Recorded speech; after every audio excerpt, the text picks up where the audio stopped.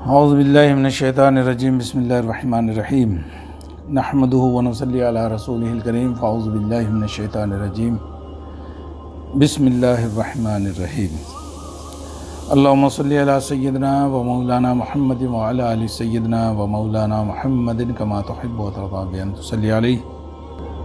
اللہ اپنے کلام پاک میں ارشاد فرماتا ہے، حضور اکرم صلی اللہ تعالی علیہ وسلم کی طرف مخاطب ہو کر کے کہ میرے محبوب، کیا اس وقت آپ موجود تھے جب حضرت یعقوب علیہ السلام اپنے بیٹوں کو نصیحت کر رہے تھے کہ میرے بعد تم کس کی عبادت کرو گے، یا میرے بعد تم دین اسلام پر رہنا؟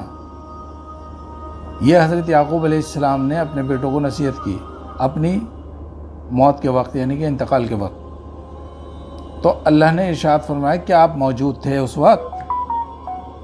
تو یہ کب کہہ رہا ہے؟ یعنی کہ اس امت کے لیے مخاطب ہم سے ہے، رسول اکرم صلی اللہ علیہ وسلم کے ذریعے سے۔ تو آپ نے کیا فرمایا؟ آپ کے بچوں نے فرمایا کہ ہم آپ کے آباء و اجداد حضرت ابراہیم علیہ السلام اور حضرت اسماعیل علیہ السلام کے معبود کی عبادت کریں گے، اور حضرت اسحاق علیہ السلام کے معبود کی عبادت کریں گے جو ایک ہی معبود ہے، اور اس بات کا اقرار کیا۔ تو اللہ ارشاد فرماتا ہے کہ ہم نے یقین والوں کے لیے اپنی نشانیاں بیان کر دی ہیں۔ اللہ کیا ارشاد فرما رہا ہے کہ ہم نے یقین والوں کے لیے اپنی نشانیاں بیان کر دی ہیں۔ یقین یعنی کہ ایمان والے۔ ایمان اور اسلام میں فرق ہے۔ میں ایک اپنی پہلی ویڈیو میں یہ بات بتا چکا ہوں، اور پہلے بھی بیان کر چکا ہوں، آپ لوگوں کو بھی بتا چکا ہوں۔ میں اسلام میں اور ایمان میں اتنا فرق ہے کہ اسلام کہتے ہیں ظاہرہ کو، اور ایمان کہتے ہیں یقین کو، دل کے یقین کے نام کی بات ہے۔ تو یہاں اللہ پاک یقین کی بات کر رہا ہے، اور ادھر اسلام کی بات ہو گئی، دین اسلام کی، حضرت یعقوب علیہ السلام کی اولاد کے لیے۔ تو دونوں چیزیں ضروری ہیں۔ تو اللہ کی نشانیوں کی جو عظمت ہے، اللہ پاک نے ارشاد فرمایا ہے کہ بھئی تم میری نشانیوں کی قدر کرو اور میری نشانیوں کو دیکھ کر کے مجھے پہچانو۔ اللہ کی نشانیاں کیا کیا ہیں؟ کیا آپ لوگ جانتے ہیں اس بات کو؟ اللہ کی نشانیاں کیا کیا ہیں؟ کیا اس کے اوپر غور کیا کسی نے؟ اللہ پاک نے اپنی نشانیوں میں کون کون سی چیزوں کو رکھا ہے، اور انجانے میں یہی مسلمان ان کا انکار کر دیتے ہیں، قرآن کو ٹھیک طرح سے پڑھتے نہیں ہیں، سمجھتے نہیں ہیں، اور اپنی عقلوں کے گھوڑے دوڑاتے ہیں، اور جو سمجھ میں آتا ہے وہ بول دیتے ہیں۔ یہ سمجھتے نہیں ہیں قرآن میں اور حدیث میں کیا لکھا ہے، اللہ نے کیا ارشاد فرمایا۔ تو اللہ کی نشانیوں میں سے نشانی یعنی کہ جو کوہ صفا اور مروہ، حج کے موقع پر اللہ تعالیٰ نے حج میں اس کو صحیح کرنے کے لیے لازم کر دیا، اگر نہیں کرتے تو حج مکمل نہیں ہوتا، اور وہ کسی نبی کی سنت نہیں ہے۔ وہ سنت کن کی ہے؟ حضرت حاجرہ علیہ السلام، حضرت اسماعیل علیہ السلام کی والدہ۔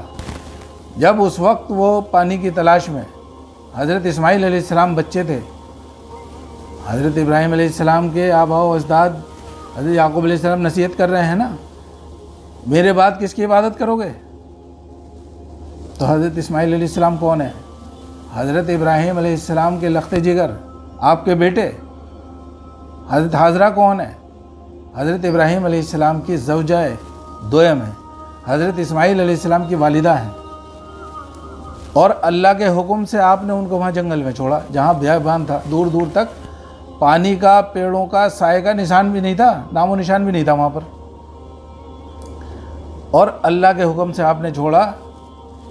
تو جب آپ اس کوہ صفا اور مروہ پہ جب آپ چڑھی پانی کی تلاش میں، وہ 7 چکر آپ کے لگانے اتنے پسند آئے اللہ کو کہ قیامت تک کے لیے اپنے مسلمان بندوں کے لیے اسلام کے اندر ان کو قائم کر دیا حج میں، اور پھر ان کا نام رکھ دیا یہ میری نشانیاں ہیں۔ اور اپنی اللہ کی نشانیوں میں سے جو اللہ کی نشانیوں پر قدر کرے اور ان کا احترام کرے، ان کا حکم بھی لگا دیا اللہ پاک نے۔ اور اگر اس پر کوئی عمل نہیں کرتا ہے، اب اس میں نشانیاں کون کون سی ہیں؟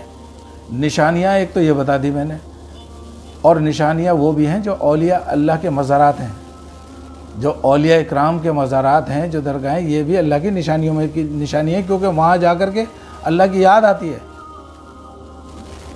اور یہ جو ہم محرم نکالتے ہیں حضرت امام حسین علیہ السلام کی یاد میں، شہیدان کربلا کی یاد میں، یہ بھی اللہ کی نشانیوں میں نشانی ہے۔ لیکن اس کا انکار کتنے مسلمان کر رہے ہیں؟ بے دھیانی میں، جانتے نہیں ہیں اس بات کو، بس نفرت ہے۔ یعنی کہ جو اس وقت تھا معاملہ حضرت امام حسین علیہ السلام کے دور میں یزید کا، آج یزیدی ہے اور حسینی ہے۔